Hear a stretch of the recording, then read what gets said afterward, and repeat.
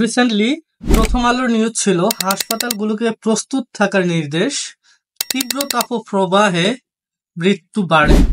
কথাটি মিথ্যে নয়। ভিডিও শেষে আমি আপনাদের জানাবো ফ্যান এবং এসি ছাড়া কিভাবে এই গরমে আপনি শান্তিতে থাকতে পারেন বা বসবাস করতে পারেন। আর আজকের ভিডিওতে যে বিষয়গুলো নিয়ে কথা বলবো, প্রথমে থাকবে এত গরম কেন পড়ছে, দ্বিতীয় থাকবে বাংলাদেশের যশোর চুয়াডাঙ্গাতেই কেন গরম বেশি পড়ে, 3 নম্বরে থাকবে বাংলাদেশের তাপমাত্রার রেকর্ড সর্বোচ্চ কত ছিল 2024 সাল, যেটা 4 নম্বরে রেখেছি, কেন সব থেকে বেশি তাপমান এর বছর বলা হয়ে থাকে বা এল নিনো ঘোষণা করা হয়েছে US national oceanic and administration দ্বারা, এবং এই এল নিনোটাই বা কি। 5 নম্বরে থাকবে এই গরমে জীবন বাঁচাতে আপনার প্রিকশন হিসাবে কি আপনি সাথে রাখতে পারেন। আমি একজন professional health and safety certified and practitioner, সেই হিসাবে আপনাকে এই বিষয়ে খুব ভালোভাবে টিপস দিতে পারি। সো ফ্রিতে টিপস আপনাকে দেখতে হলে ভিডিওর সাথে থাকতে হবে।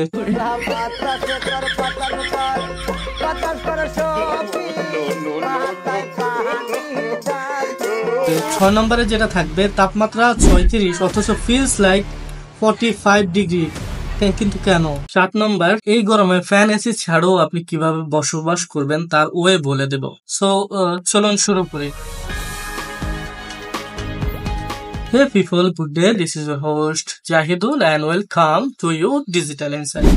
কয়েকদিন ধরে তীব্র তাপপ্রবাহে নাকাল ঢাকা সহ দেশের বেশিরভাগ অঞ্চলের মানুষ। বিশেষজ্ঞরা জানিয়েছেন এখনই এর থেকে রেহাই মিলবে না, তার জন্য আপনাদের অপেক্ষা করতে হবে। এদিকে উষ্ণতম দিন পার করলেন ঢাকাবাসী। পানি কাম হইতাছে না রে, গান্দর গরমের গান্ডা কই। ঠাডা পড়া রোদের মধ্যে বালতি নিয়া গাড়ির মধ্যে গরম লাগে শরীরেতে, গার্মি টু।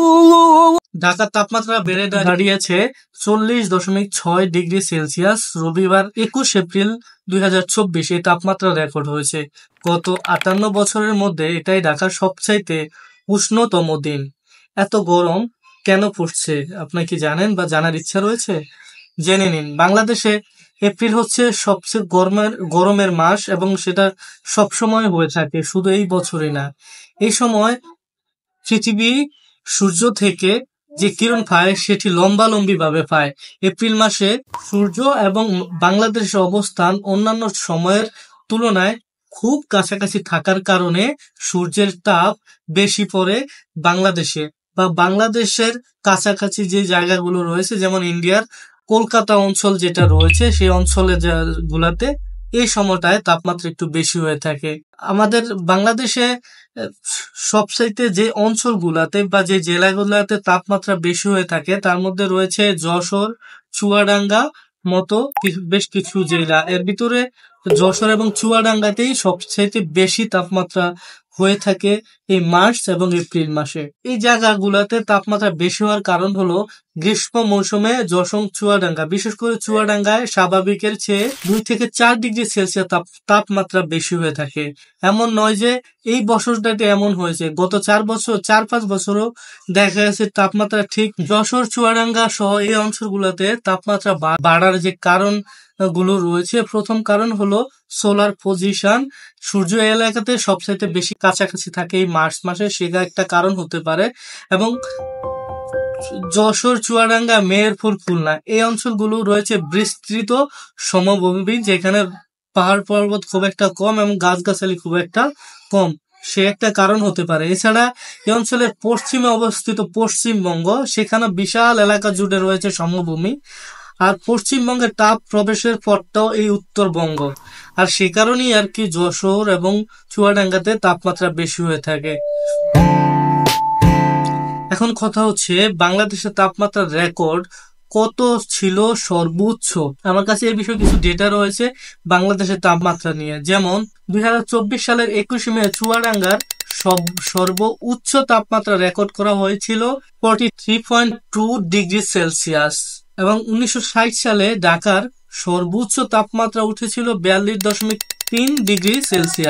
1975 সালের 18 মে রাজশাহীতে সর্বোচ্চ তাপমাত্রা ছিল 45.1°C এবং সেটাই এখন পর্যন্ত বাংলাদেশের সব থেকে বেশি রেকর্ড তাপমাত্রা বাংলাদেশের জন্য। এখন কথা আসি 2024 সাল কেন সব থেকে বেশি তাপমান বছর বা এল নিনো ঘোষণা করেছে US national oceanic and administration. তার আগে জেনে নিই এল নিনো কি। এল নিনো একদল জেলেদের নাম দেওয়া, যেটা স্প্যানিশ থেকে এসেছে, যেখানে ক্রিসমাস বালক বা এই ধরনের কিছুর সাথে মিলানোর করার চেষ্টা করা হয়েছে, সেদিকে না যে সহজ অর্থে এল নিনো হলো বাতাসের আর্দ্রতা যা বায়ু প্রবাহকে বোঝানো হয়েছে, যার ফলে পৃথিবীর তাপমান বৃদ্ধি পায়। সহজভাবে বললে, পূবালি বায়ু যখন পূবে না বয়ে পশ্চিমে বয়ে যায়, তখন অস্ট্রেলিয়া থেকে শুরু করে বাংলাদেশ, ভারত, মায়ানমার এই পুরো অঞ্চলটিতে বৃষ্টিপাতের পরিমাণ কমে যায়। আর বৃষ্টি কমে গেলে তা বুঝতেই পারেন স্বাভাবিকভাবে তাপমাত্রা বৃদ্ধি পায়। একেই এল নিনো বলা হয়ে থাকে বা বোঝানো হয়ে থাকে এবং পূর্ববর্তীতে ঘোষণা করা হয়েছিল 2024 সাল হবে এল নিনো অব দ্য ইয়ার। ভিডিও শুরুতে বলেছিলাম কিছু প্রিকশন আপনাদেরকে জানাবো, যেটা আপনাদের এই গরমে ভালো রাখতে সহায়তা করবে।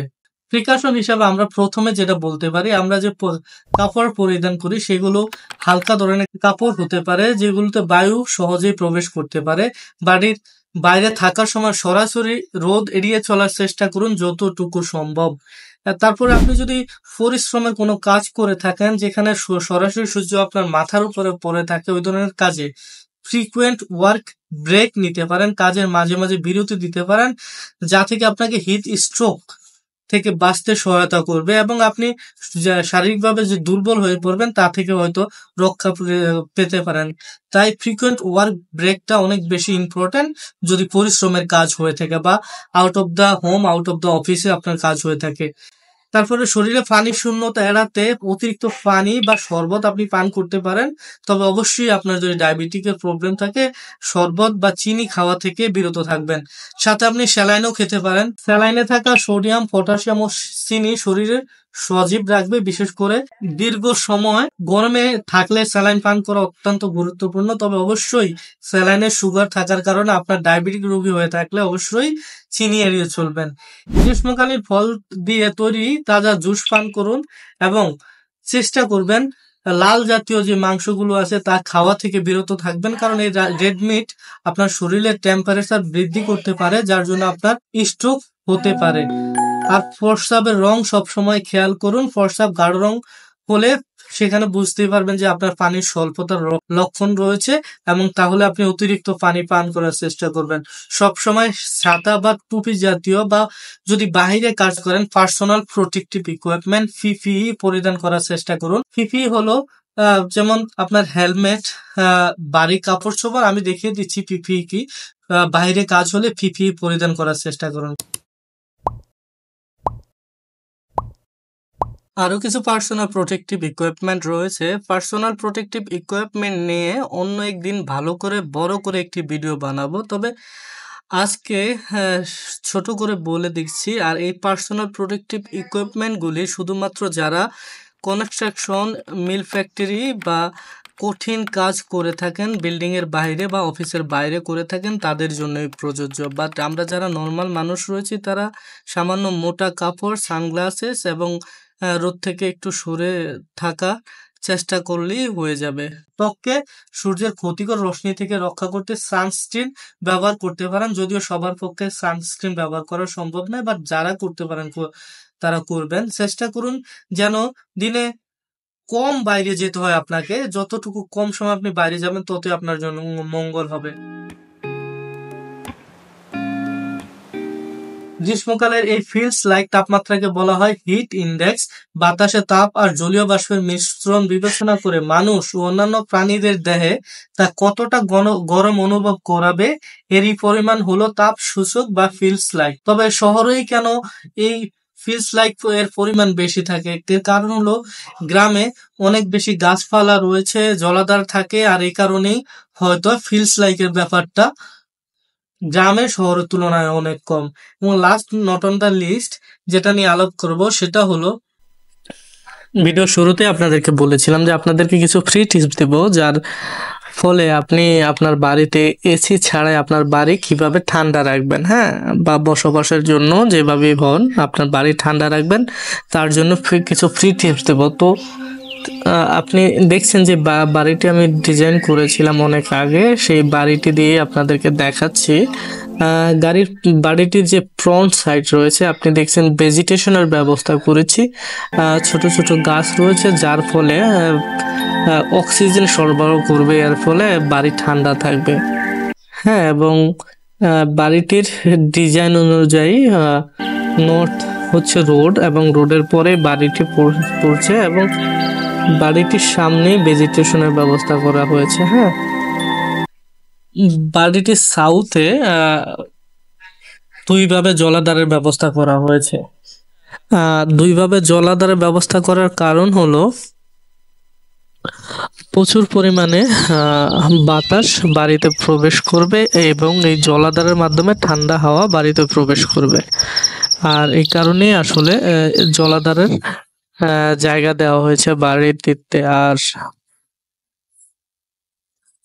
এই পাশে দেখছেন ভেজিটেশনের জন্য অনেক জায়গা রাখা হয়েছে, যার ফলে বড় বড় গাছ থাকলে বাড়িতে ঠান্ডা থাকবে এবং সেটাই ছিল মূল উদ্দেশ্য আসলে এই ভেজিটেশনের ব্যবস্থা করা। এবং আরো কিছু তথ্য আপনাদেরকে আমি শেয়ার করতে পারি, সেটি হলো সকালবেলা এবং রাত্রবেলা আপনি বাড়ির যে পর্দাগুলো আছে সেগুলো খুলে রাখবেন, বা যখন রৌদ্র আসবে ঠিক 8:30 9টা বা তার কিছুক্ষণ আগে আপনি বাড়ির পর্দাগুলো লাগিয়ে রাখবেন। তার ফলে কি হবে, বাইরের তাপটুকু ঘরে প্রবেশ করবে না, এর ফলে বাড়ির ঠান্ডা থাকবে। আর ঘরের পর্দাগুলো সুতি কাপড়ের ব্যবহার করার চেষ্টা করবেন, এর ফলে সহজেই বাইরের হাওয়া ঘরে প্রবেশ করতে পারবে বা তাপ প্রতিরোধ করবে। এবং আর যতটুকু পারেন ঘরে লাইট কম ইউজ করার ব্যবস্থা করবেন, অন্ধকার রাখার ব্যবস্থা করলে বাড়িঘর ঠান্ডা থাকবে। তো দর্শক, এই ছিল আজকের ভিডিও। দেখাবো হয়তো পরবর্তী কোনোদিন অন্য কোনো ভিডিওতে। সাপোর্ট করবেন। আর ভিডিও দেখার জন্য ধন্যবাদ। ভালো থাকবেন আর সাবস্ক্রাইব করে দিবেন, ফেসবুকে হলে ফলো করে দিবেন। আল্লাহ হাফেজ, বাই বাই, টাটা।